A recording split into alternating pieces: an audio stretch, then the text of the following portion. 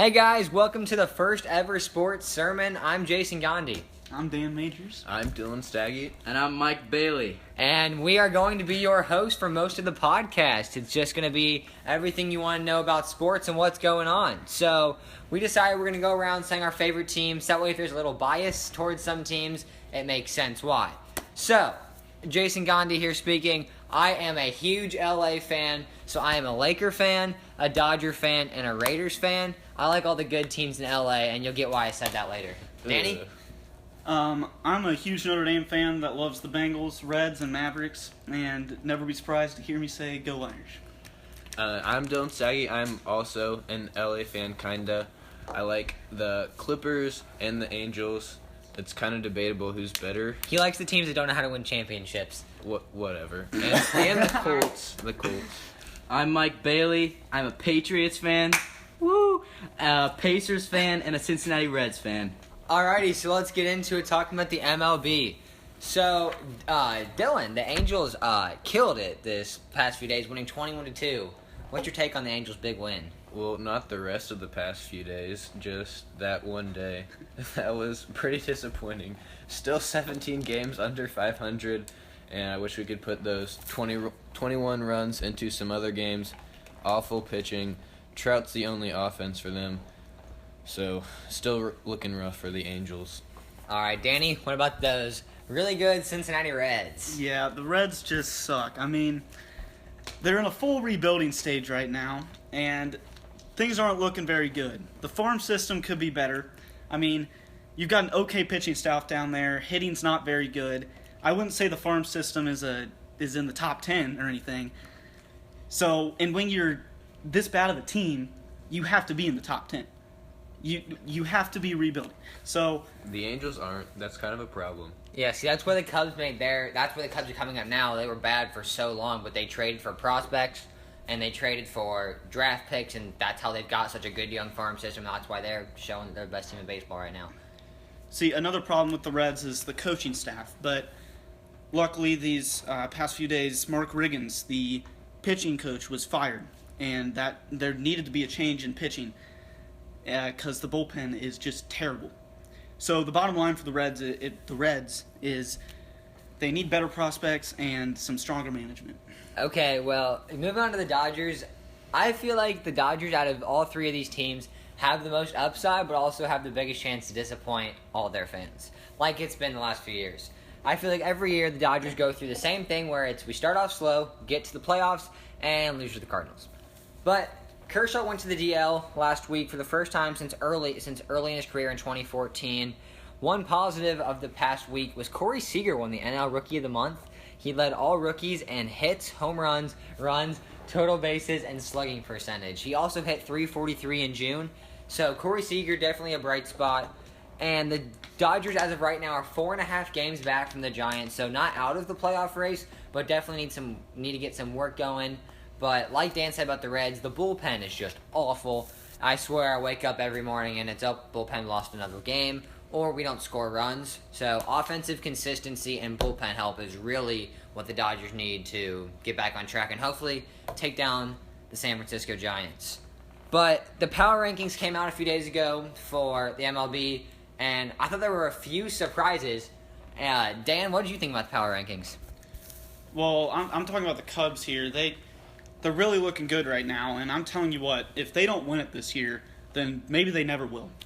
It just seems like they've got everything in place to finally win their first title in 107 years. Yeah, see, I would agree with you with the fact that this is a good team, but I don't know, because they've been slumping recently. I mean, I feel like they've been up and down a lot these past few weeks, and they just got swept by the Mets, and now that's the 9th straight game they've lost a lot against the Mets, dating back to the NLCS, which all Cubs fans remember when they got swept by the Mets.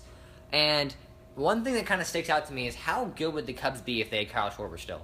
Just how much better could they have been? Because Kyle Schwarber brought offense to that team that no one else can.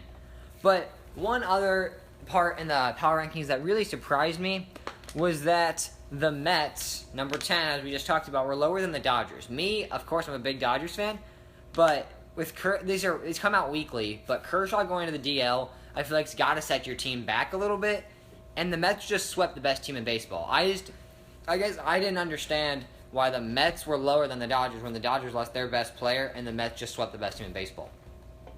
Yeah. All right, so let's move into the World Series predictions. Michael, what's your World Series prediction?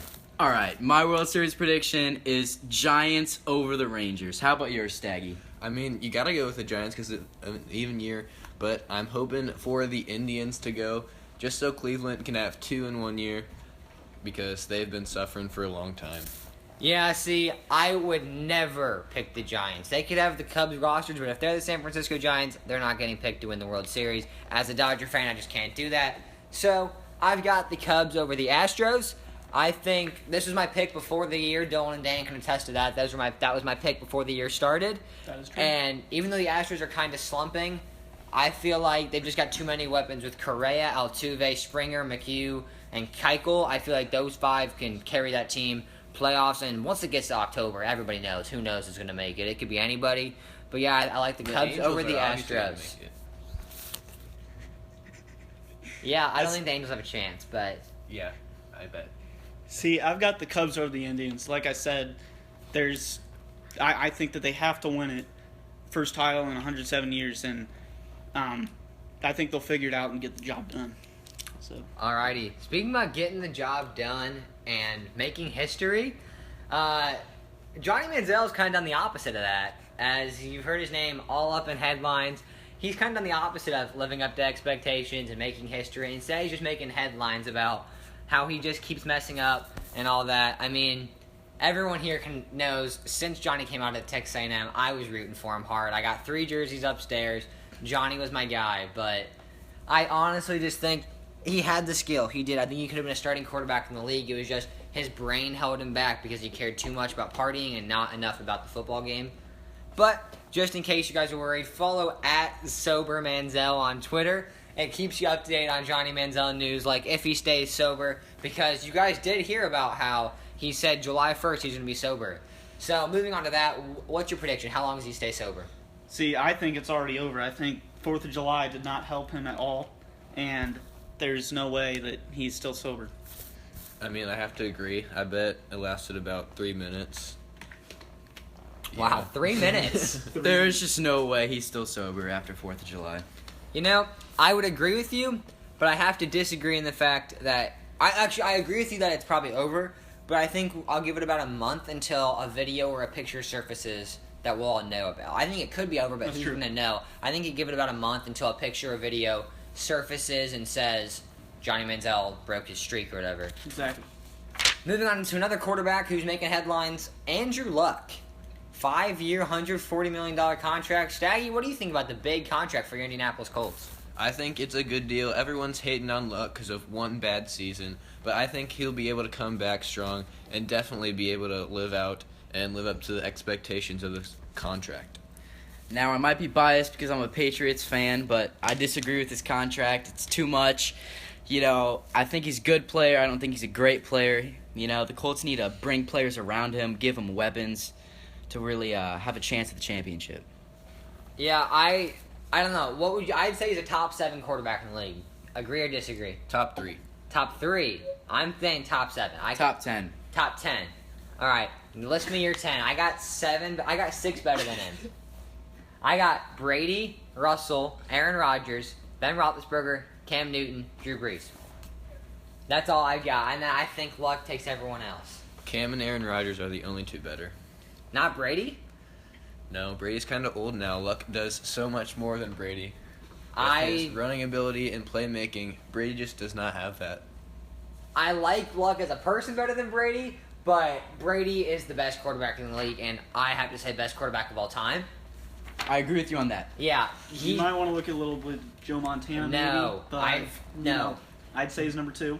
You think Brady's 2? Yeah. No, you're a Notre Dame fan. This is bias over here. No, I'm the only no, one that it's has not. no tie to any quarterback because you're a Patriots fan, you're a Notre Dame fan, you're an Andrew Luck fan who thinks Brady's worse than Andrew Luck. But I don't know. I say Brady's best quarterback of all time, but I think Luck is the 7th greatest quarterback in the league right now. And quarterbacks don't come around that often. Going back to Johnny Manziel, the Browns thought they had a guy. They thought they had their franchise quarterback, and within 2 years, he's gone. And I just feel like he's not making that much money when you really dive into how much money he's making. He's making 24.5, almost 24.6 million per year, and there are guys in other sports that some of you guys maybe not even heard of, like Yoenis Cespedes, Ryan Howard, Josh Hamilton, Bradley Beal, Mike Conley, Nicholas Batum. They're all making more money than Andrew Luck, and they do nothing compared to what Andrew Luck does for his city and for his team. So, Dan, what do you think? See, I think he could be one of the greatest of all time, and he's played maybe just as well as Peyton in these first few years. He had an off year last year, but dealt with injuries, and he needs an offensive line to be great. But overall, I like the deal. Okay.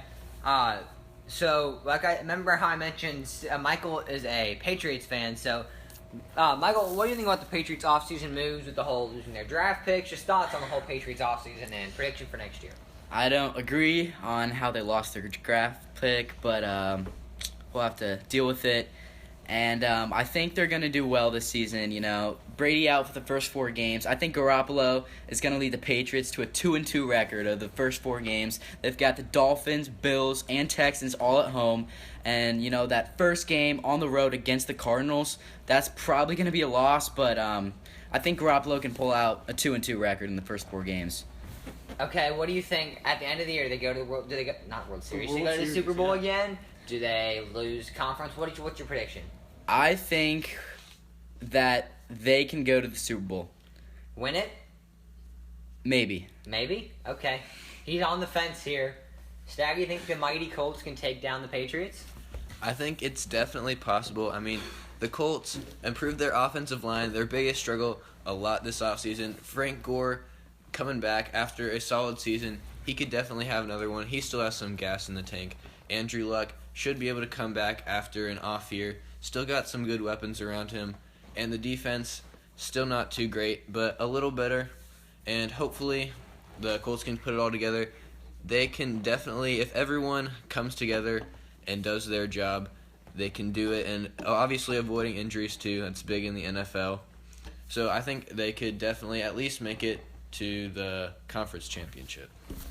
Now, Jason, what do you think about your Oakland Raiders? You know, I think there's little debate for who won the offseason. I think the Oakland Raiders had the best offseason of any other football team. I think the Texans, depending on how their 2 big stars play out, I think that's the only one there's room for debate for. But if you look at the top 4 websites and social media places that grade them, ESPN gave us a B+, and then CBS Sports and Pro Football Focus both gave the Raiders A's, which was the highest grade they gave out. And then USA Today ranked us 5th out of 32 teams for best off seasons. But I feel like we drafted really well, getting a great safety to pick up Charles Woodson's retirement void that he left. I think we filled every need that we had except for running back. I thought the Connor Cook draft pick, as a Michigan State fan, I liked, but as a Raiders fan, I didn't mind but didn't like, because we have Matt McGloin, who's been a solid backup. But I feel just in case we can't find the money to sign Derek Carr, maybe Connor Cook has enough and learns enough over these last 2 years to maybe replace him as a starter. But that's a long way down the road. All in all, I think with the signing of Sean Smith, O'Smalley, and Donald Penn re-signing, along with Bruce Irvin, I think those 4 re-signs and new signees, I think that puts the Raiders in prime position to go 10-6, make the playoffs for the first time, all because of Amari Cooper and Derek Carr leading that offense to the playoffs for the first time. Danny, what about the Bengals? Well, Cincinnati's looking about the same as almost every year, loaded with talent and just looking to win one darn playoff game. They can never get over the hump. The pressure is just getting worse and worse now. And the schedule is looking pretty tough this year. But I've got Cincy going 10-6, 11-5 maybe. And I've got them winning one playoff game. You think that's good enough to give them the playoffs? I mean, they got the Steelers, who I think are a legitimate Super Bowl contender. They've got Brown, Bell, and Roethlisberger. Do you think they win their division? No, probably not. But I've got wild card. Wild card? Win their playoff game. Finally win one playoff game. Andy Dalton, the Red Rifle. Okay, I like that pick. Now, for one of the greatest underdog stories ever, no one thought they would even come close to winning the title, but they did the impossible. Coastal Carolina, won the College World Series for the first time in school history. Jason and Dylan have been loyal fans for a while now. What are you guys' thoughts? All right, Staggy, I'll let you start this off. I think it was great that Coastal Carolina won their first national championship in anything ever, being the underdogs all tournament long, and being able to pull it out, be able to go all the way to the championship, and be a way bigger school in Arizona. A lot of great players. I thought it was kind of interesting how, I know I got the criticism at least, how everyone's like, you're not a Coastal Carolina fan, you're a bandwagon fan. I don't know if you got any of the same criticism, I guess, but, I mean, I thought it was interesting how, I know I've been a fan since 2009, 2010, and I've been following Coastal football, basketball, and baseball. Staggy can verify that one. We've been following it just for, honestly, we don't even know why. Just, we fell in love with the team, and I mean, I just think it's crazy how people can automatically assume you're a bandwagon just because your team finally succeeds. I definitely agree. I mean, I've been there. I've rooted for them for a long time just because, I mean, their uniforms just look awesome, and they've had some pretty good players in the NFL. That's a great reason to like a team. Like Tolbert, Josh Norman, Yep. Yeah, definitely some big names. All right, so staying with that topic, I think, honestly, the MVP has got to be one of two guys. Anthony Marks or Mike Morrison. I mean, Staggy, you might have a different opinion on that, but I think Anthony Marks hitting the walk-off against LSU, getting that walk-off double to send him to the College World Series, that's got to be one of the greatest moments in College World Series history, honestly. I mean, a walk-off by a small school to get into the College World Series. Or Mike Morrison, the closer of the whole season. We needed him to start Game 2 and got the dub for the Chanticleers. And a lot of the Coach Carolina players actually got drafted, which kind of surprised me. I don't know. I don't think they would have been on the map until they started making a run in the College World Series.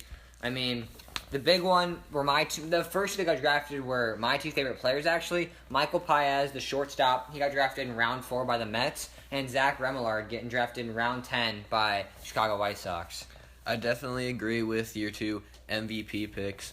Marks was definitely great, getting a lot of hits for the team in that leadoff position, just a scrappy guy. And Morrison pitching more than he has ever pitched in his life at one time in the second game, and also being drafted. I mean, definitely what you said about getting a deep run into the playoffs definitely helped them improve their draft stock. Yeah, Mike Morrison went in round 27 to the White Sox as well, so Morrison and Remillard will stay teammates for just a bit longer. Alex Cunningham got drafted in round 28 by the Tigers. G.K. Young got drafted by the Padres in round 31. And finally, Connor Owings, our right fielder, got drafted in round 34 by the Arizona Diamondbacks. But all in all, I mean, there was definitely a lot of joy on my side when watching the game. That last out, the strikeout and the 3-2 count, it was honestly probably the most nervous, because all the rest of my teams suck right now, most nervous and most joyous moment, at least in the past year in a sports aspect for me, just watching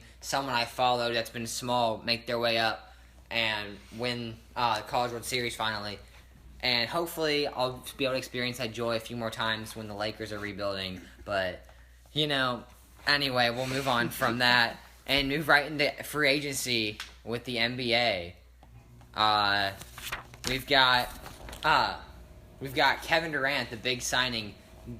Dylan, what do you think about the Kevin Durant signing to the Warriors? I definitely agree with Stephen A. Smith in saying that's a weak move. It's definitely going to hurt his legacy even if he does win a championship, winning with a team that's already won with their core and just coming in, not even the best player on the team, and coming in and helping them. But I think definitely if he went to the Thunder or even the Celtics, that definitely would have helped his legacy because he'd be the main player on the team, help building them and just going throughout. I think it definitely hurts his legacy going to the Warriors. Michael? Personally, I'm not the biggest fan of the KD signing. I think it was good, but I mean, losing players like Harrison Barnes and Andrew Bogut, they might not have the biggest roles, but they're still having a role on a team that was, had the greatest regular season of all time in the NBA, which is pretty crazy. And so they're breaking a little chemistry, but KD, great player, superstar, and will really contribute to the team. Yeah, I mean, going off of Michael's point, just delving into some of the numbers, I know there's been a lot of criticism of Harrison Barnes, especially from you, Stag. You didn't think he was worth the max contract. And, I mean, I think this is going to really hurt the Warriors once you get to the playoff time. I know that sounds kind of weird because you're going to have one of the greatest scorers at all time on the floor, but if you look at what got them to the finals last year, it's been their depth of that team. You got a Harrison Barnes and a Andrew Bogut and a Festus Ezeli who can come off the bench and produce and make their shots along with Andre Iguodala, who will still be staying. But if you look at the numbers, and the way we did this was we put them all to per 36 minutes because obviously Kevin Durant played a heck of a lot more minutes than Festus Ezeli. But if you put them all to per 36 minutes, Durant averaged 25.3 points per game and 6.3 rebounds all in the playoffs and had the fourth highest turnovers on his team.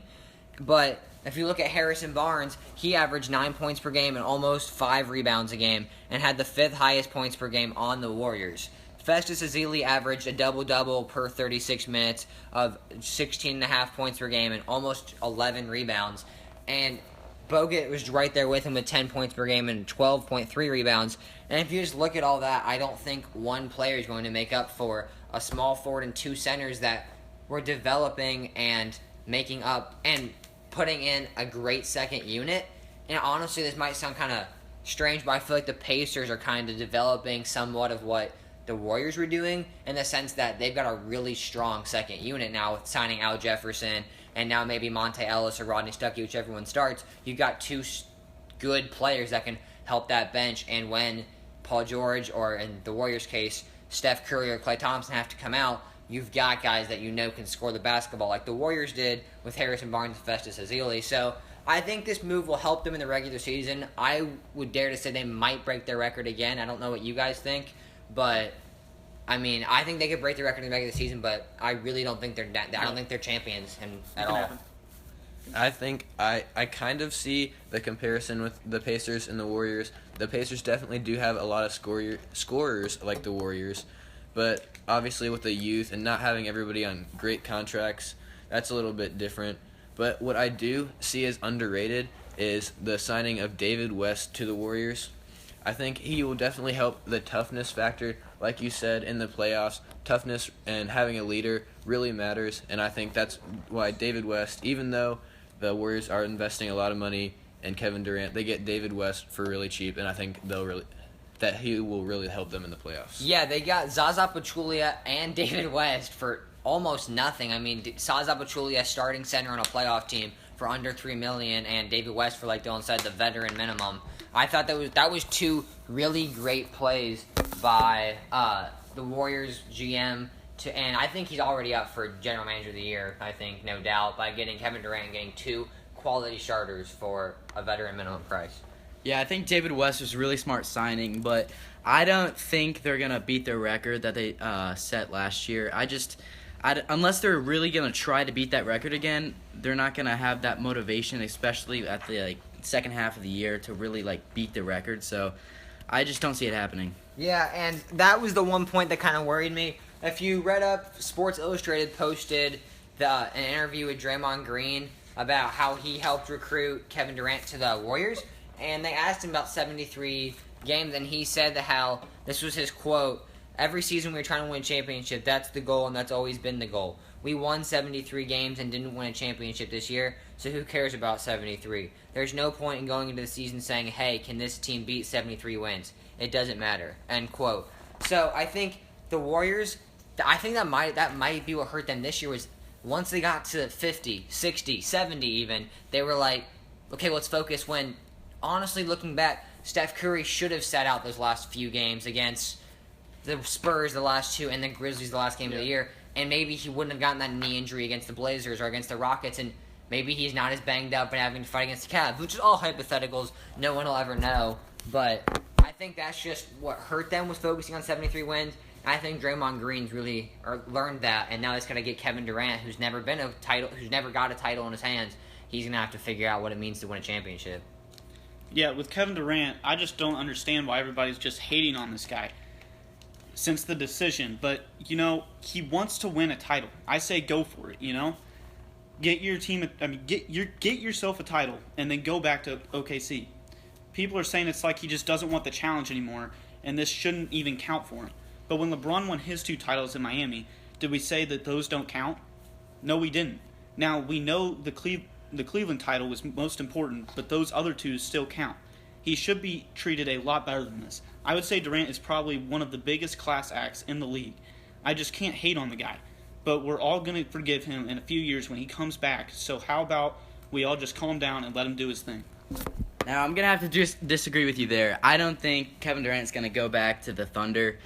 I know there's a lot of people have been revealing some of his tweets from years ago saying, like, I want to be a Thunder for life and stuff like that. But, you know, after the Warriors, I don't know what's going to happen with him, but he's going to be on the open market.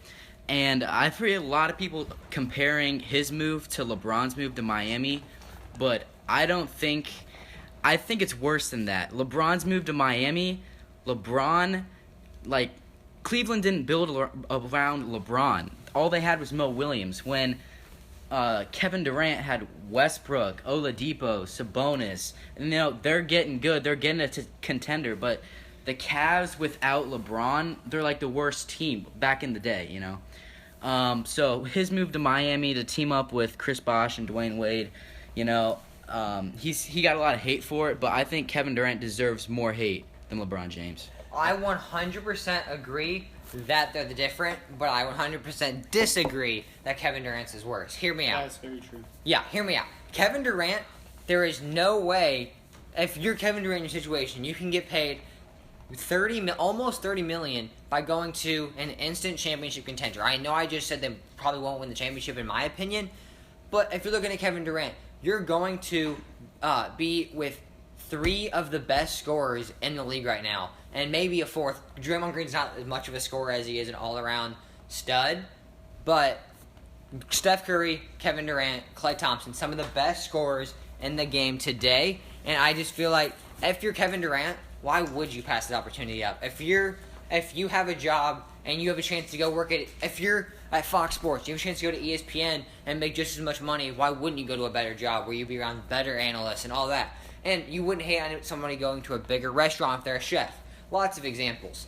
LeBron's case, he left his hometown to go team up with 2 superstars, which isn't bad. I didn't fault him for it. You're going to try to win a championship. Honestly, in my opinion, if you're going to fault a guy for trying to win instead of taking money, what's that say about you? Because you're saying that winning's not number one priority, but when you're in the NBA, winning should be the number one priority. The 76ers saw how they have tried to trust the process, and they can't buy a win for their life, and the Lakers are going through it now too. So I can't fault Kevin Durant or LeBron James for leaving their respective hometowns, I guess, but you got to go where you can win a championship, and it's all based on Kevin Durant felt he had the best odds to win at Golden State and couldn't win him in Oklahoma City. So you're saying that if KD stayed on the Thunder with Westbrook and Sabonis and Oladipo, that they wouldn't have a chance to win a championship? No doubt they have a chance, but you're telling me Westbrook, Oladipo, Sabonis, and Durant are better than Steph Curry, Klay Thompson, Draymond Green, and Durant? Wait, Durant can't be on both teams. I'm saying if you add him to both teams, you put Westbrook, Durant, Sabonis, and Oladipo, or you put Steph Curry, Klay Thompson, Draymond Green, or Kevin Durant. Which one would you rather go to? I'm saying this, that the Thunder with Durant, if they re-sign Durant, they're a better team than the Warriors without Durant. Wow. True, but the Warriors with Durant are better than the Thunder without him as well. But the Warriors are proven winners. I don't know if there's a guy that's a veteran that doesn't play at all, but the core of the Thunder do not know how to win a championship. Andre Roberson, Victor Oladipo, Deion Waiters, Russell Westbrook, they've all never won a championship. Steph Curry, Klay Thompson, Draymond Green, Andre Iguodala, Harrison Barnes who's now gone, Ian Clark, all them, they were there for last year's championship run. They know what it takes to be a winner, and if you're comparing apples to apples, would you rather take Westbrook or Curry? That's a toss-up in my mind. Would you rather take Klay Thompson or Victor Oladipo? Easy answer there. Would you rather take rookie Sabonis or Draymond Green? You take Draymond Green, proven top 10 player in the league. And so Kevin Durant went where he felt best. Maybe if you're Kevin Durant, you stay with the Thunder. You can't fault him, though, for feeling his best odds to win were in Golden State. I have to also disagree that the Kevin Durant signing was not as bad as LeBron, because Kevin Durant is going to a team that just had one of the best seasons in NBA history. Obviously, they didn't get And the one title. of the biggest collapses in NBA history. But it was the best season in regular season history, and he's going there. And like I said earlier, it's going to hurt his legacy. Like, it's not his championship. These dudes have already won a championship together. So, legacy, obviously, like comparing LeBron James' titles in Miami and comparing his title in Cleveland, obviously the one in Cleveland is much more important than the two in Miami. And you could say the same thing about Durant. If he brought a title to OKC or if he's bringing another title to Golden State, what feels better? I mean, the title to OKC is a lot more important and it helps his legacy a lot more. I guess from a community standpoint, maybe he's helping Oklahoma City better, but from a legacy standpoint, if LeBron wins 8 championships with Miami or he wins 2 championships with Cleveland, you're going to say LeBron won 8. He's the greatest of all time. If he wins 2 with Miami or 2 with Cleveland, he's still 4 short of Jordan. I don't think the city matters when it comes to legacy. Maybe when it comes to loyalty, but when it comes to legacy, I disagree with it, but this is the reality. Legacy is based on championships. Why is Kobe not as good as Jordan for most people? He didn't win 6. Why is LeBron not as good as Jordan for most people? He didn't win 6. It's based on championships, which I disagree with, but the fact of the matter is that's how success is measured today, is by championships. And if you're going to fault Kevin Durant for trying to make his legacy better by winning as many championships as possible, that's where he's kind of in a lose-lose situation. You can't have a good legacy by winning, but you can't have a good legacy by leaving where you got drafted from. So I feel like Kevin Durant's kind of in a lose-lose situation. So let's move on to each of our teams. We kind of wrote a little bit about what we thought about the signings of our teams, who we thought we should have got instead. So we're going to let Michael kick that one off. Dan kick that one off with his Dallas Mavericks, who we thought they should have signed, who they did sign. Go at it, Dan. Well, really no one is left for the Mavs. Dallas just sat there and watched everyone sign. I mean, you could say you got something out of it with an expensive Harrison Barnes and you got Dirk back, but nothing was made to create a title-contending team. Got a solid trade with Bogut and signed Seth Curry. I guess you can say just sit there and wait for the time to come when Dallas will be in a rebuilding stage. But you got Seth Curry, Harrison Barnes, and Andrew Bogut. It sounds like the Warriors over here. Yeah, that's really great, Jason. Yeah. But after Dirk's gone, it's going to start to become lottery pick after lottery pick. So let's just make the best of Dirk while we got him. Okay, Dylan, thoughts on the Los Angeles Clippers? Well, we didn't really do too much. We just let Jeff Green go, but we did get Austin Rivers and Jamal Crawford back, which Austin Rivers gets a lot of hate, especially because his dad's the coach. But he has had some good games in the playoffs. Last year against Houston, he performed really well, and when Chris Paul got hurt against the Blazers, he also performed very well. So I think he'll still be a solid backup point guard. And unfortunately, we did have to pay him a lot, but that's just what they're going for now. Jamal Crawford, 6th man of the year, 3 times. He's coming back.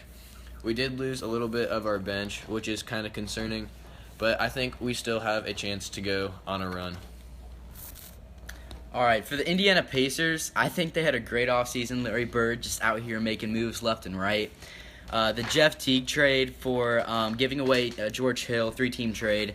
One, I don't think the Jazz, I don't know what they're doing there, but apparently they like George Hill. Going back to the Pacers, Jeff Teague, he's from Indiana, and I think he's a great player and obviously an upgrade from George Hill. But they're going to have to pay him a lot next offseason, so hopefully working on a contract extension as soon as possible. And then the trade for Thad Young, I think that was a good trade. We didn't need to get the draft pick. I mean, Karis LeVert, who the Nets drafted, didn't really like anybody after except Malachi Richardson. So Thad Young, he's going to provide some decent role player, and I think that was a good trade overall. And the Al Jefferson signing, getting some veteran big man, which is nice. And I think the Pacers are going to make a run this year. I think they have a chance to make the Eastern Conference Finals. I don't know if they're going to beat the Cavs, but they definitely could maybe push them to 6 or 7. All right, so for the worst team out of the four, the Los Angeles Lakers, we've signed 3 key guys, I guess you could say. Timofey Mozgov, Jordan Clarkson, and Luol Deng. Mozgov was the first guy we targeted right out of free agency, getting a 4-year, $64 million deal.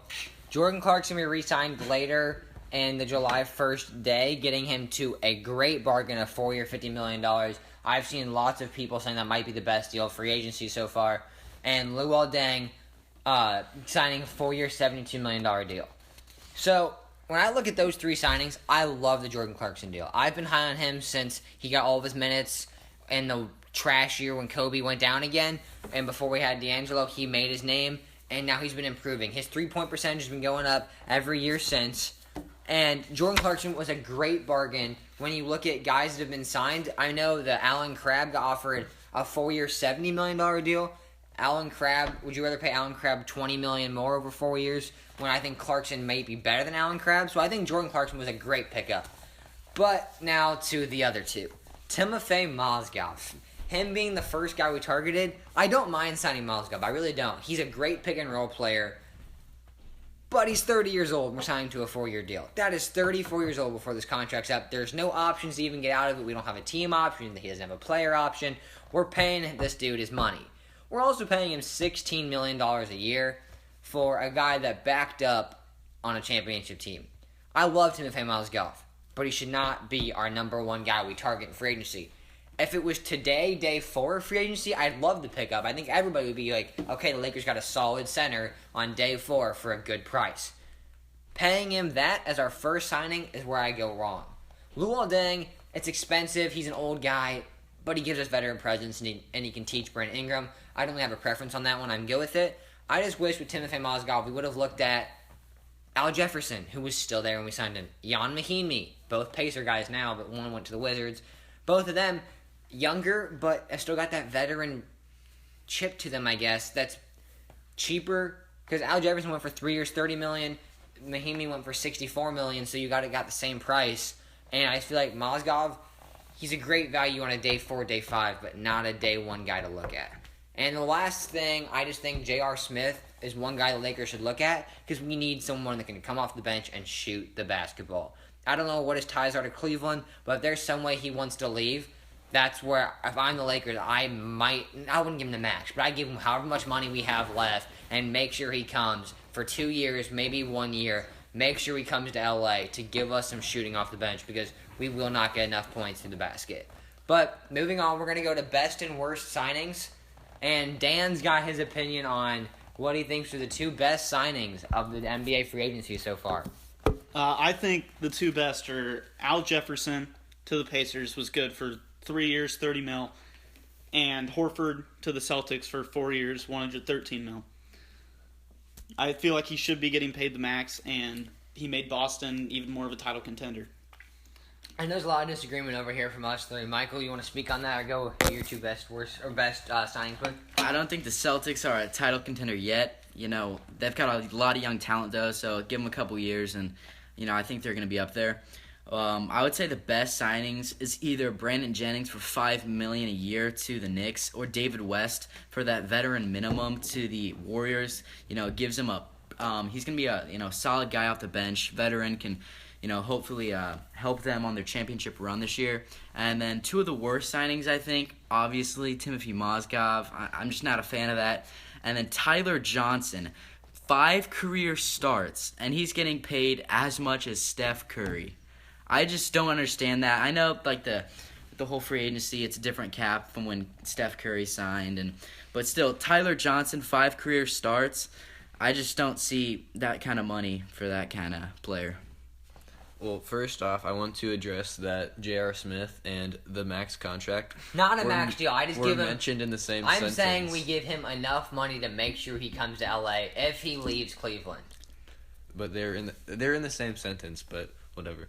But my 2 best signings, obviously KD to the Warriors with a 73-win team and adding a top 3 player in the league to your team. You can't go much better than that. And also David West to the Warriors. I think he definitely gives them a veteran presence. He's tough, which will be great for the playoffs, and he's a great leader for the team.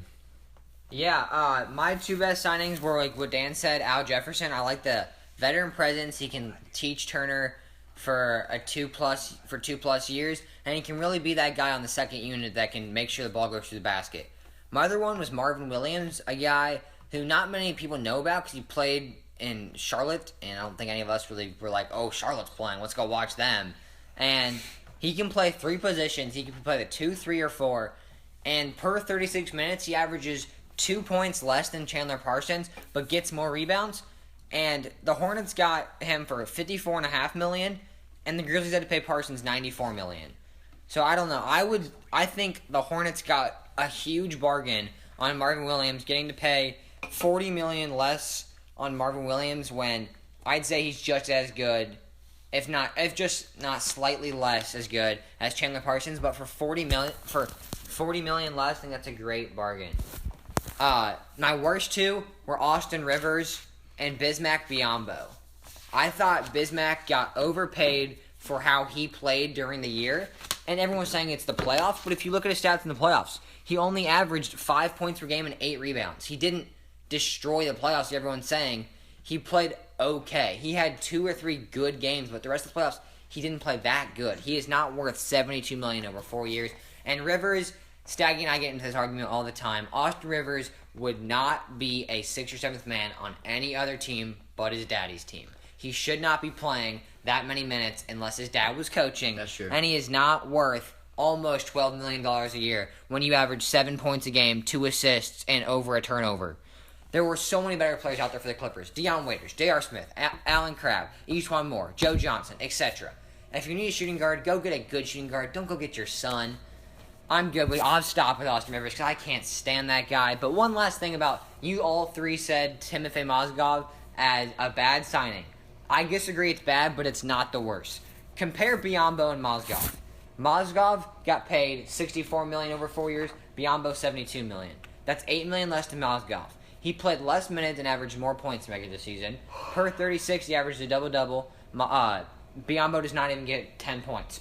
Playoff per 36, Mozgov gets 13 points per game and just under 10 rebounds in the playoffs when Biyombo gets 8.5 points and 13 rebounds. So I say with a push there in the playoffs, but in the regular season, Mozgov is so much more valuable where Biyombo should not have gotten paid as much as he did to the Magic. I don't agree with Mozgov getting paid, but I don't think Biyombo should have gotten that much either.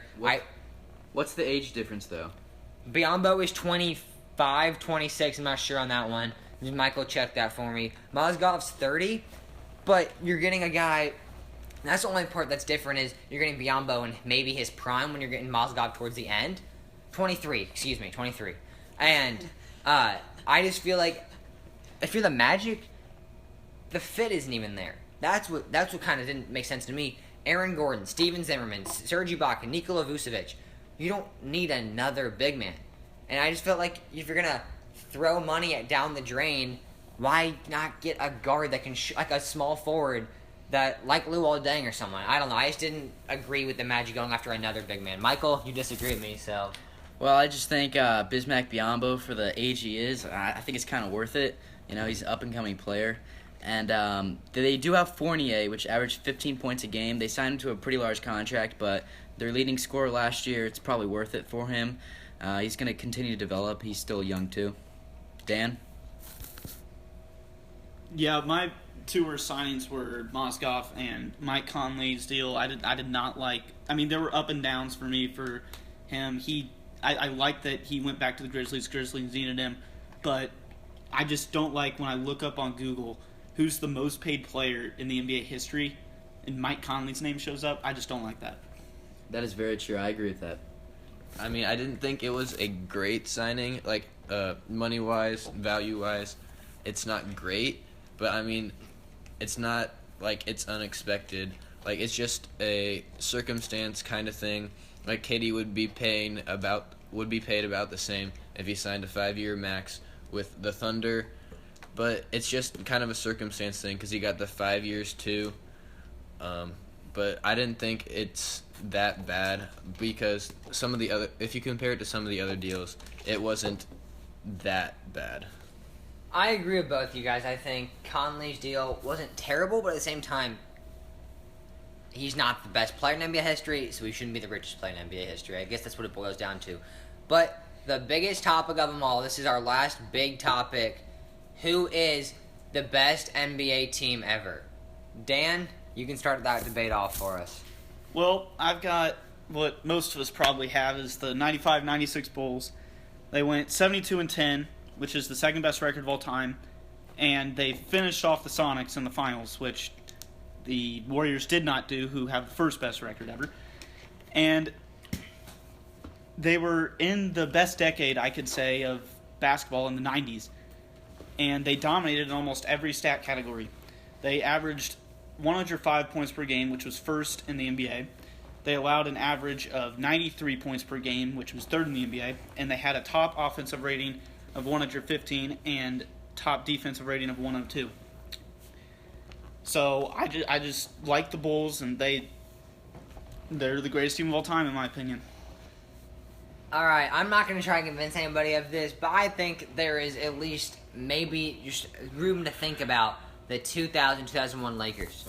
I know it sounds biased because I'm a Laker fan, but if you just look at who they beat and when they beat them, and there is not a better dynamic duo than Kobe and Shaq. If you look at the numbers, I went through stats, and Michael was number 1, but Pippen was 6. When Shaq was 2-3 with Kobe, or 3-4. I've got the stats right here as Michael's trying to find them. If you want to look through the stats for me, you can double check me. But Kobe and Shaq, they had the most consistent dynamic duo out of Clay and Steph or Pippen and Jordan. But like in the playoffs, they went 15-1. They swept the Blazers with Scottie Pippen, Sean Kemp, Sabonis, and Rasheed Wallace.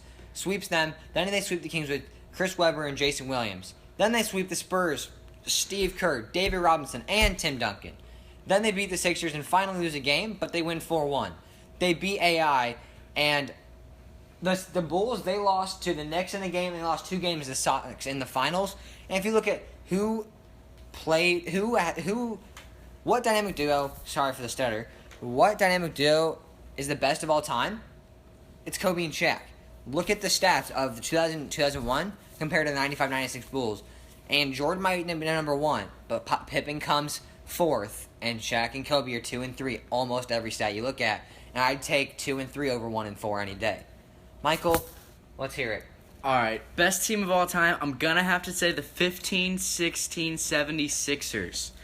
You know, people may disagree, but you can't argue with 10 and 72. You can't argue with those facts. And you're saying the best duo of all time, Kobe Bryant and Shaquille O'Neal? Are you kidding me? Look at Julio Okafor and Ish Smith, averaging 14 points per game and 17 points per game. They're on fire. They won 10 games, Gandhi. Can you believe that? All right. But all jokes aside, I'm going to have to go with the 95-96 Bulls. So, yeah. I definitely agree. And it's not about a duo. It's about the team. And the team went 72-10. Look at the playoffs. Finished They went the finals. Yeah. The Lakers lost 1 game in the playoffs. Bulls lost 3 in the playoffs. That's not a dynamic duo. It's not 2-on-2. That's the whole team. And they beat better teams. If you look at team versus team, they lost to the Knicks when the Lakers swept the Spurs with Tim Duncan, David Robinson, Steve Kerr. Swept the Kings with Chris Webber, Jason Williams. Swept the Blazers with Scottie Pippen, Sean Kemp, Rasheed Wallace. I'm not trying to convince you guys. I don't think I ever will, because everyone thinks Jordan's the greatest, and I think he is the greatest of all time. But I'm not going to try to convince anybody that team's the best. That's just my personal opinion. And if I had to take a team to win the finals, I'm taking the 2000-2001 Lakers. Michael, what's your last thing? You know, I just want to say one more thing about the 15-16 Warriors. A lot of people say, like, since they have the best regular season record, that they're the best team of all time. But I don't think they are, because, you know, 73-9, you know, means nothing without a ring. Exactly. You know? It means nothing. They have to finish it off, unless for the comparison to be made. I 100% agree with him. And we're going to finally wrap up our podcast with a quote from the Sports Bible. That's something we're going to do every week. We're going to have a quote selected by one of us that we think kind of sums up the whole show. And it was my turn to pick the first ever quote from the Sports Bible. And the quote from this week is by the Kobe Bryant when he says, "Friends hang sometimes, banners hang forever." The reason I think this one sums up this episode, look at Kevin Durant. He left his Thunder and went to go get banners. I think that's the perfect way to end this podcast. Put a quote on there that sums up Kevin Durant's decision. Friends will come and go. Banners hang forever. No one said it better than the Black Mamba. So to wrap it up, I'm Jason Gandhi. We got Michael Bailey, Dylan Staggy, Dan Majors, and it's been great it's been great doing this with all you guys, and we will hopefully see you guys soon. Thanks again, guys.